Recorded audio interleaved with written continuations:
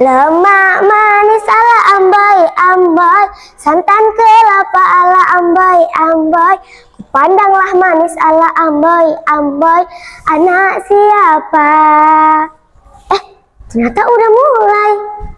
Assalamualaikum warahmatullahi wabarakatuh.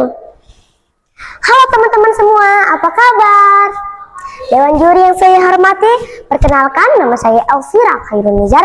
Saya dari SDN 101871. Pada kesempatan kali ini, saya akan membawakan sebuah cerita yang berjudul Legenda Batang Kuis.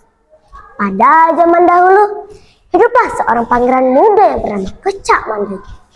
Kecak adalah nama aslinya, sedangkan Mandai tampan dan gagah. Karena tampan dan gagah, maka ia disebut si Kecak Mandai. Ia rajin dan patuh, maka ia menjadi kesayangan Datuk Pulau Brayun. Tugas Kecak Mandai adalah menjaga keamanan kerajaan dan menghadang musuh-musuh yang datang dari laut Belawan yang masuk ke Deli Serdang. Pada suatu hari, kerajaan Pulau Brayun kedatangan musuh Datuk Pau dari Tiongkok. Maka Raja Pulau Brayun pun menugaskan Kecak Mandai untuk menghadang mereka. Wahai Kecak Mandai, kerajaan kita kedatangan musuh Datuk Pau. Hadanglah mereka, ia sangat sakti, kita harus mempertahankan negeri ini. Mendengar hal tersebut, Kecak Mandai tidak takut dan gentar sedikit pun. Baik Datuk, hamba akan pertaruhkan negeri ini semua tenaga hamba. Takkan hamba biarkan tanah negeri ini dikuasai oleh orang asing. Suatu hari, Kecak Mandai pergi untuk menghadang musuh Datuk Pau dengan mengendarai kuda di daerah Martubung.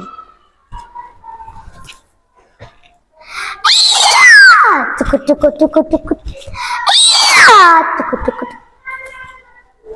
Wahai Datuk Pau, pergilah kau dari negeri ini.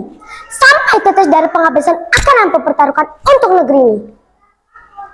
Haiya, Uwe datang jauh-jauh dari Tiongkok. Mana mungkin Uwe pulang sebelum menguasai negerimu. Musuh pantang dicari, bila tiba pantang ditolak. Kalau begitu, hadapi hamba. Haiya. Lalu pertarungan antara Kecak Mandai dan Datuk Pau pun terjadi selama 3 hari 3 malam, belum ada juga yang kalah. Kesaktian keduanya sangat luar biasa. Baru pada hari keempat, Kecak Mandai berhasil mengalahkan Datuk Pau. Saking marahnya Kecak Mandai menendang muka Datuk Pau sekuat-kuatnya dan mencabut kedua mata Datuk Pau dan melemparkannya jauh-jauh. Setelah Kecak Mandai berhasil mengalahkan Datuk Pau, maka amanlah daerah tersebut. Kemudian Raja pun memberikan gelar Datuk kepada Kecak Mandai dan memberikannya kuda sembrani. Konon katanya kuda sembrani pernah bertarung dengan ular naga di daerah yang orang-orang disebut Batang Kuis. Konon katanya kuda sembrani pernah bertarung dengan ular naga. Ternyata kuda sembrani terkena racun ular naga. Lama-kelamaan kuda sembrani mati. Suatu hari, Kecak Mandai pergi untuk bertapa. Lalu, ia menemukan sebuah lubuk dan banyak pohon-pohon pakam. Maka, daerah itu disebut oleh orang-orang Lubuk Pakam. Kecak Mandai pun bertapa di daerah tersebut. Tetapi, ada yang aneh dengan dirinya.